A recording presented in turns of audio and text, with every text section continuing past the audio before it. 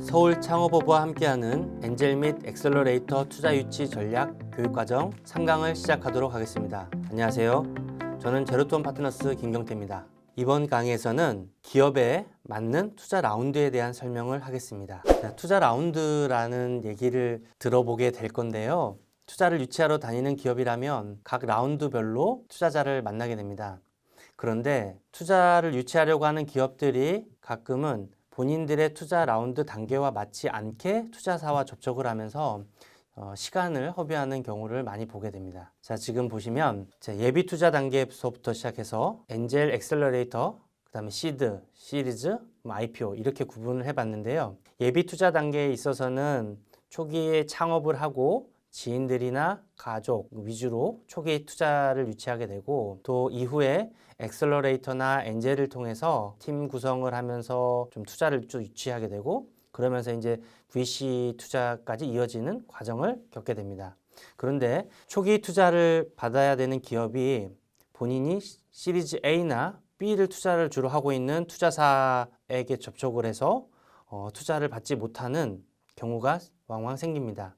그래서 투자사가 어느 단계에 투자를 하는 투자사인지를 알아본 후에, 또 이 투자사가 어느 섹터에 투자를 하는 투자사인지를 알아본 후에 투자사를 접촉해서 본인의 라운드에 맞는 투자자와 접촉을 하셔야 될 것 같습니다. 우선 예비 투자 라운드에서 기업의 목표라고 하면 아이디어를 구체적으로 개발한다든지, 또 아이디어에 맞는 시장조사, 그리고 그 시장조사를 통해서 타당성을 검토하고, 또 후속적인 투자 라운드를 위해서 사업계획서나 IR 자료를 작성하는 걸 목표로 한다고 보면 됩니다. 그리고 이제 엔젤이나 엑셀러레이터의 투자 라운드에서는 제품에 대해서 시장의 지향성이라든지 계획을 또 수정하게 되고, 또 프로토타입을 생산하고, 또 핵심 인원을 추가한다든지, 또 이 단계에서는 네트워크를 통해서 마케팅이나 유통 나 팔로처를 확보하게 됩니다. 자, 엔젤이나 엑셀러레이터를 보게 되면 엔젤 투자에 대해서 얘기를 많이 들어보셨을 겁니다. 그래서 이제 엔젤 투자자 같은 경우에는 기술력은 있지만 자금이 부족한 창업 초기 기업에게 자금이라든지 일정 부분의 경영 지원, 지도 업무를 하는 개인 투자자들이라고 얘기를 합니다. 그리고 올해 말까지 해서 약 300개가 넘어갈 걸로 지금 예측되고 있는데요. 엑셀러레이터라고 많이 들어보셨을 겁니다. 그래서 기업의 성장을 위한 교육이라든지 멘토링, 또 뭐 IR 피칭 등 여러 가지 프로그램을 통해서 스타트업들을 지원하고 있는 단체이기도 하고, 또 일정 부분의 투자도 병행을 하고 있습니다. 또 요즘 크라우딩 펀딩은 많이들 들어보시는 투자 유치 방법 중에 하나인데요. 크라우딩 펀딩은 불특정 다수를 대상으로 온라인 플랫폼을 통해서 자금을 모집하게 되는데요. 크라우딩 펀딩으로 대표적인 와디즈, 크라우디, 오픈트레이드 등을 들 수 있을 것 같고요. 크라우드 펀딩을 통해서 자금 유치하는 방법으로 투자에 대한 방식이 있고, 또 리워드의 방식이 있습니다. 근데 많은 기업들이 이 부분을 혼동을 하면서 이제 투자나 자금 유치를 하려고 하는데요. 크라우드 펀딩을 통해서 할 때는 투자형으로 갈 것인지 리워드를 고려할 것인지도 잘 구별해서 진행을 하셔야 될 것 같습니다. 다음에 시드 투자 라운드에서는 이제 기업을 안정화하기 위해서 시스템을 구축하고, 또 시장에 대한 반응이라든지 후속 조치, 또 제품에서 이제 양산이나 판매에 대한 것들, 그리고 또 기업 성장을 위해서 팀 구성을 하는 부분에 있어서를 목표로 한다고 보시면 됩니다. 지금 예시인데요. 데일리 호텔 사례를 가지고 왔습니다. 그러니까 데일리 호텔도 2013년 10월에 이제 시드 5천만 원 정도 이상을 이제 투자 유치한 걸로 나오는데요. 이렇게 초기에 시드부터 해서 계속 투자 이어지는 것을 볼 수 있습니다. 다음에 이제 시리즈 투자 라운드의 기업 목표를 보면 이제 실제 제품이라든지 서비스 제공에 대해서 이제 안정화하는 거라든지, 또 제품 가치 향상을 위해서 마케팅, 그리고 새로운 제품이나 서비스 개발이나 구현을 또 하게 되고, 또 성장 가속화를 위해서 해외 시장을 진출한다든지 신규 시장 진입을 위한 것들을 기업 목표로 합니다. 그래서 시리즈 단에서도 보면 과거에는 이제 프리 A라는 언급을 잘 안 했는데, 요즘은 시리즈 A 이전 단계에 프리 A, 시리즈 A 이렇게 나눠집니다. 그리고 과거에 A 투자하던 기관들도 프리 A 단 투자 라운드로 많이 내려오는 경향이 있고요. 반대로 시드나 극초기 투자하던 기업들도 프리 A 또는 뭐 A까지도 이제 범위를 넓히는 경우도 종종 있습니다. 그리고 카카오 게임즈 사례를 들고 왔는데요. 시리즈 C 투자 유치하면서 120억 이상을 유치한 걸로 보여집니다. 120억 이상을 유치한 걸 볼 수 있습니다. 다음은 IPO나 M&A 투자 라운드에서의 기업 목표인데요. 아마 많은 스타트업들이 IPO를 목표로 할 겁니다. 그만큼 IPO는 스타트업의 꿈이기도 한데요. 이럴 때 이렇게 기업 공개나 M&A를 위한 기업 이미지 관리라든지 또 기업 공개를 위해서 일정이나 계획 수립을 하고 또 제품이나 서비스, 브랜드에 대해서 신뢰감을 줄 수 있도록 이제 여러 가지 활동들을 하게 되고 법규나 이슈에 대한 문제가 없는지 이런 것들을 해소하는 것들을 목표로 합니다. 자, 다시 데일리 호텔 사례를 보면 자, 아까는 시드 라운드의 투자 유치를 보셨을 거고 지금은 2019년도, 아까 시드는 2013년도였고 2019년도 9월에 M&A 된 걸 볼 수 있습니다. 이런 식으로 시드에서부터 프리 A를 거쳐서 C, M&A까지 넘어가는 과정에 투자 유치 실적이 있었음을 살펴볼 수 있는데요. 지금 카카오 게임즈는 많이들 아실 겁니다. IPO로 가장 지금 뜨거운 이슈 중에 하나인데요. 카카오 게임즈 같은 경우는 큰 투자 몇 번과 바로 IPO까지 이어지게 되는데요. 지금 보면은 카카오 게임즈는 지금 이달이죠. IPO 준비 때문에 되게 언론에서 많이 노출되고 있고 투자사가 스타트업을 평가를 할 때 어떤 것을 기준으로 가치 평가를 하느냐를 잠깐 살펴보겠는데요. 우선은 기업이 필요로 하는 자금, 투자 유치하려고 하는 자금이 충분히 현실성이 있는지 목표 달성이 가능한 금액인지를 우선 보게 됩니다. 그리고 또 선행했던 투자가 있다면 어떤 투자자가 들어왔는지를 보게 됩니다.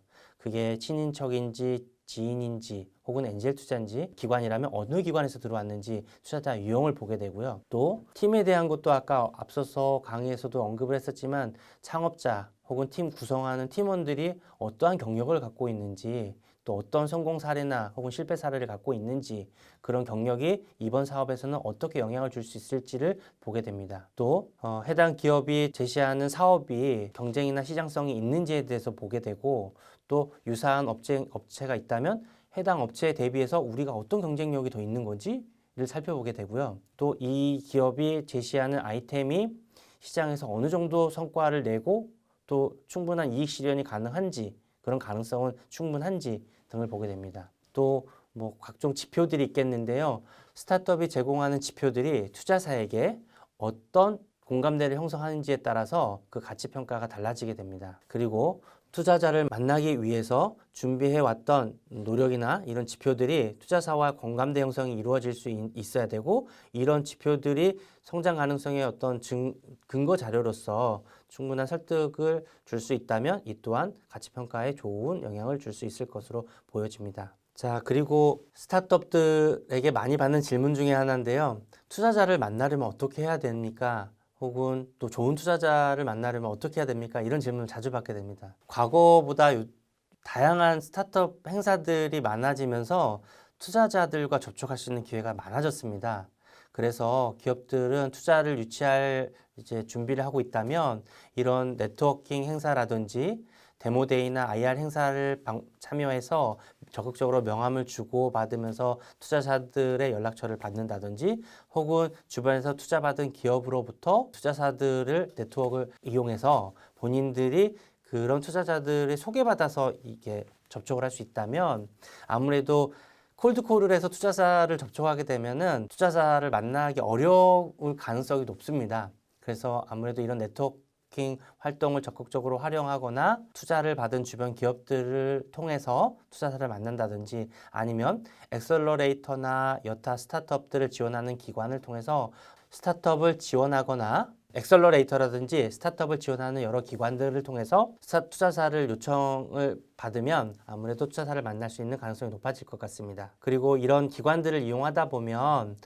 좋은 본인들과 맞는 투자사를 또 연결시켜 주기 때문에 적극적으로 이런 기관들을 활용할 필요도 있겠습니다. 온라인으로 혹은 이렇게 막연하게 막 올라와 있는 사이트를 통해서 수집한 정보를 가지고 투자사들에게 IR 자료를 던지게 되면은 좋은 관계를 잇기가 쉽지 않을 가능성이 높습니다. 왜냐하면 투자사들에게도 많은 IR 자료가 넘어오기 때문에 그렇게 오는 자료가 사실 스킵되는 경우가 많습니다. 왜냐하면 충분히 많은 루트를 통해서도 투자사를 접촉할 수 있는 기회가 많아진 이 시기에도 불구하고 이렇게 랜덤리하게 막 뿌려지는 자료를 좀 의심하고 보는 경우가 많거든요.